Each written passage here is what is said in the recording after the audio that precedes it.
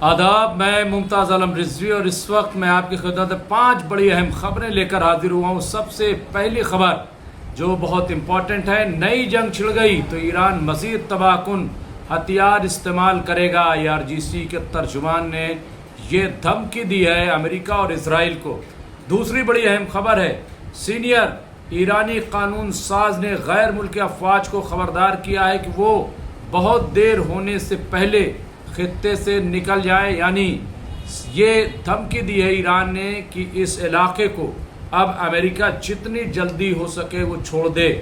इब्राहिम अजीज़ी ने कहा कि ईरान हर इक़दाम की निगरानी कर रहा है और ख़बरदार किया है कि किसी भी गलत अंदाजे के बेमिसाल नतायज बरामद होंगे, यानी किसी को बख्शा नहीं जाएगा। इसके साथ साथ एक और बड़ी खबर है, ईरानी और इराकी तजारती रहनुमाओं ने ईरानी पार्लियामेंट के स्पीकर मोहम्मद बाकर कालिबाफ के साथ एक मुशावरती मुलाकात की, जिसमें इक़्तिसादी ताउन यानी आर्थिक समझौता और दो तरफ़ा ताल्लुकात को मजबूत बनाने पर तवज्जो दी है। और ये उस वक्त हो रहा है कि जब खबर ये आ रही है कि ईरान और अमेरिका के ताल्लुकात अच्छे नहीं हैं। ऐसे में ईरान की बड़ी पहल।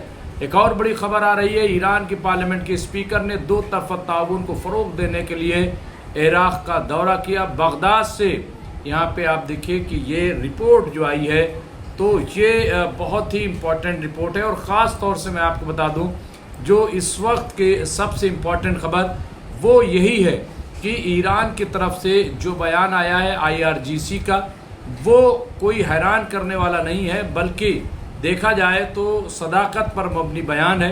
क्योंकि ईरान ने अपनी एक ताकत बिल्डअप की है इस दौरान, अपने आप को मजबूत किया है और ईरान लगातार जो है वो अमेरिका को ख़बरदार कर रहा है। क्योंकि अमेरिका की तरफ से या ये कहें कि जो वर्ल्ड गोदी मीडिया है उसकी तरफ से ईरान को बार बार धमकी दी जा रही है, ईरान को तबाह कर देंगे, ईरान पे फिर हमले की तैयारी है, थोड़ा से अमेरिका जो है वो तैयारी कर रहा है। इस तरह के प्रोपगंडे यही नहीं बल्कि इजराइल की तरफ से भी इस तरह के इशारे दिए जा रहे हैं कि गोया ईरान पर अटैक किया जाएगा। ऐसे में अब ईरान जो है उसने ये कहा ईरान के खिलाफ ट्रंप की, तो ये आप देखिए यहाँ पे ये कोई मामूली बात नहीं है बल्कि बहुत इम्पॉर्टेंट है।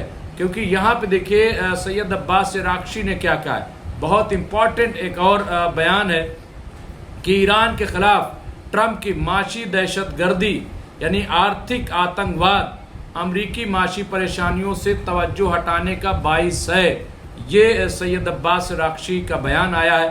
तो सबसे पहले शुरुआत यहीं से करते हैं, क्योंकि हम सब जानते हैं कि इस वक्त अमेरिका जो है दुनिया का पहला मुल्क ऐसा बन गया है जिस पे सबसे ज़्यादा कर्ज है। जैसा कि इससे पहले भी हमने बताया, कितना कर्ज आप सोच नहीं सकते।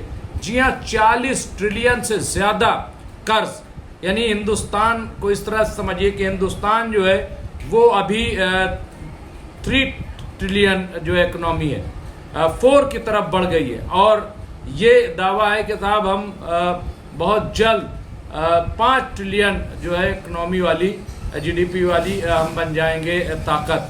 तो अब सोचिए कि 40 ट्रिलियन कर्ज है अमेरिका पे, तो ऐसे में वहाँ पे हाहाकार मचना तय है। दूसरा, जब से स्ट्रेट ऑफ हॉर्मुज़ बंद है उसके वजह से अमेरिका के अंदर इक़्तिसादी जो है माशी जो है आर्थिक तंगी वहाँ पे हो रही, महंगाई बहुत तेज़ी से बढ़ रही है। हम सब जानते हैं कि महंगाई कितनी तेज़ी से वहाँ पे बढ़ रही है।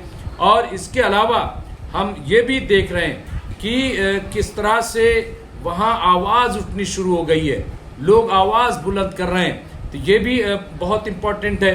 तो वही चीज़ सैयद अब्बास अराग़ची कह रहे हैं कि ईरान के ख़िलाफ़ ये जो ट्रंप ईरान के ख़िलाफ़ आर्थिक आतंकवाद पैदा कर रहे हैं, इक़्तिसादी दहशतगर्दी, माशी दहशतगर्दी, तो दरअसल ये ईरान पे तो जाहिर है कि 47 साल से है ही पाबंदियाँ और ईरान के ख़िलाफ़ कार्रवाई की ही जा रही है।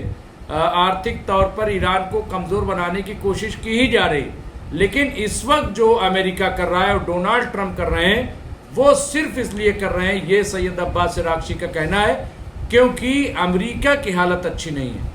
और चूंकि मिड टर्म चुनाव होना है अभी नवंबर में, और पिछले 2 साल में अगर देखा जाए तो अमेरिका ने कुछ भी ऐसा नहीं किया, डोनाल्ड ट्रंप ने, जिससे अमेरिका को कुछ फायदा हुआ हो, अमेरिका ने कुछ हासिल कर लिया हो। कोई चीज अभी जो है वो दिखाई नहीं दे रही।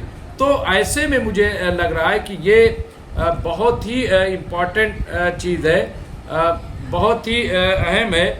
तो हम यहाँ पे जो बात कर रहे हैं वो चूंकि बहुत इम्पोर्टेंट है, और सैयद अब्बास इराक़ची ने जो इल्ज़ाम आयद किया है अमेरिका पे, वो भी बहुत इम्पोर्टेंट है। लेकिन ये तो सच्चाई है ना। आज आप देखिए अमेरिका में जो महंगाई है, जो पेट्रोल $1 में मिलता था, आज वो 2 से 3-4 डॉलर में। इसी तरीके से खुर्दनी अशिया, वहाँ पे खाने पीने का सामान वो महंगा हो जा रहा है, दवाएं महंगी हो रही हैं, हर चीज़ वहाँ पे महंगी होती जा रही है, और जो सोर्स ऑफ इनकम है वो कम होता जा रहा है। तो ये मैं समझता हूँ कि बिल्कुल सही कहा है। और आप देखिए सिर्फ ईरान नहीं, बल्कि अगर आप देखिए तो डोनाल्ड ट्रंप कभी भारत को धमकी देते हैं 100% टैरिफ लगा देंगे, कभी किसी मुल्क को धमकी देते हैं कि ये कर देंगे। तो ये क्या है, ये धमकी क्यों दी जा रही है? ये धमकी दरअसल इसीलिए, और ये दूसरों पे थोपने वाली बात है। मिडिल ईस्ट से जो इनकी कमाई होती थी, जो ये टैक्स वसूलते थे, गुंडा टैक्स, तो वो बंद हो रहा है। तो इसलिए मुझे लग रहा है दूसरा जो सीनियर ईरानी कानून साज के गैर कानूनी जो खबरदार किया है कि वो बहुत देर होने से पहले, यानी ऐसा ना हो कि वक्त निकल जाए, अमेरिका को चाहिए कि वो इस पूरे इलाके से, रीजन से चले जाएं, यानी इसको खाली कर दें। ये सीधे सीधे ईरान ने धमकी दी है और कहा कि अगर ये नहीं गए तो जाहिर सी बात है कि अंजाम क्या होगा। ये पहली बार नहीं है, बल्कि ईरान ने कहा है यहां से जाना ही पड़ेगा, इसे छोड़ना ही पड़ेगा। यानी जो ईरान ने शर्तें रखी हैं उसे मानने के अलावा कोई दूसरा रास्ता इनके पास नहीं है। अमेरिका को शर्तें माननी ही पड़ेंगी। इसके अलावा यहाँ पे जो नई जंग के बारे में हम बात कर रहे थे कि IRGC ने क्या कहा।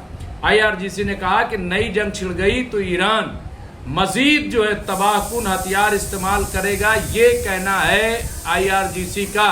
तो आप ये देखिए कि किस तरह से IRGC हो और पूरी तैयारी, यानी एक तरफ जहां अमेरिका चाहता है कि किसी तरह से हम डरा दें, किसको डरा दें?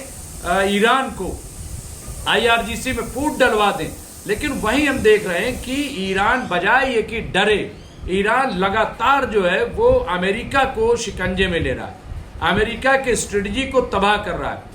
और अमेरिका पे इसलिए वार बार बार ईरान कर रहा है, वार्न भी कर रहा है। उसकी वजह क्या है कि अगर अमेरिका कमजोर हुआ, अमेरिका पीछे हटा, तो फिर इजराइल की कोई हैसियत नहीं रह जाएगी। ये बिल्कुल सही है और इसी स्ट्रेटजी के तहत ईरान जो है काम कर रहा है। तो यहाँ पे आप देखिए इब्राहिम अजीजी ने कहा कि ईरान हर इकदाम की निगरानी कर रहा है, यानी ईरान जो है एक एक चीज पर नजर रखे हुए। अगर अमेरिका को लगता है कि ईरान खामोश है, ईरान कुछ देख नहीं रहा है, कुछ समझ नहीं रहा है, तो गलत फहमी है। और खबरदार किया कि किसी भी गलत अंदाजे के बेमिसाल नताइज बरामद, कहा कि ऐसी अगर हरकत हुई तो ऐसा हमला किया जाएगा, यानी ऐसा जवाब दिया जाएगा कि जिसका अभी तक तसव्वुर भी नहीं किया गया। तो मुझे लग रहा है, और ये क्या गैर मुल्की ताकतों पर जोर दिया कि वो ईरान के नए इलाकाई हुक्म को कबूल करें। इसके साथ साथ जो स्टेट ऑफ हुर्मुज की बात है कि स्टेट ऑफ हुर्मुज को कंट्रोल अब ईरान करेगा, तो इसके लिए भी ईरान ने कहा है कि जो गैर मुल्की हैं वो इस बात को समझें, वो अमेरिका के झांसे में ना आए। अमेरिका कुछ नहीं करेगा, हम कंट्रोल कर रहे हैं, हम जिसको चाहेंगे यहां से गुजरेगा, जिसको चाहेंगे नहीं गुजरेगा। और जो हमारे इलाई हैं, जो हमारे दोस्त हैं, जिनसे हमारे ताल्लुकात बेहतर हैं, उनको कोई खतरा नहीं है, वो यहाँ से जाएं। तो ये मुझे लग रहा है बहुत ही इम्पोर्टेंट है। इसके अलावा जो इराक के साथ, यहाँ ईरानी और इराकी तजारती रहनुमाओं ने ईरानी पार्लियामेंट के स्पीकर मोहम्मद बाकर कालिबॉफ के साथ एक मुशावरती मुलाकात की है। तो यहाँ पे आप ये देखिए कि इराक जो है वो बहुत अच्छा इलाई, अच्छा, अगर ऐसा न होता, जैसे बीच में ये खबर आई थी कि वो अमेरिका के असर में आ गए हैं, गड़बड़ कर रहे हैं, लेकिन अगर ऐसा न होता तो क्या आयतुल्लाह सैयद अली खामनाई साहब का जनाजा इतने इत्मीनान से करबला जा पाता, नजफ जा पाता, या इस बार जिस तरह का वहाँ पे अरबईन में मजमा दिखाई दिया, क्या इस तरह का वहाँ पे मजमा दिखाई देता? ये तमाम चीज़ें जो है वो गौरतलब हैं, और इससे ईरान के बारे में ये भी है कि एक तरफ जंग है और दूसरी तरफ जो सफारती और तजारती काम है वो भी ईरान कहीं ना कहीं जारी किए हुए। तो ये पूरी सूरत हाल, और ख़ास बात यह है कि ईरान जो है वो लगातार मुतनब्बे कर रहा है, ख़बरदार कर रहा है कि कभी गलती मत करना, वरना बड़ी तबाही होगी, और ऐसा जवाब कि जिसका तसव्वुर भी नहीं किया जा सकता। तो बहरहाल ये इस वक्त की बड़ी अहम खबर थी जो हमने पेश की। इंशाल्लाह फिर आपकी खिदमत में हाजिर होंगे और जो भी अपडेट होगी वो पेश करेंगे। बहुत बहुत शुक्रिया। देखते रहिए MMC न्यूज़ इंडिया।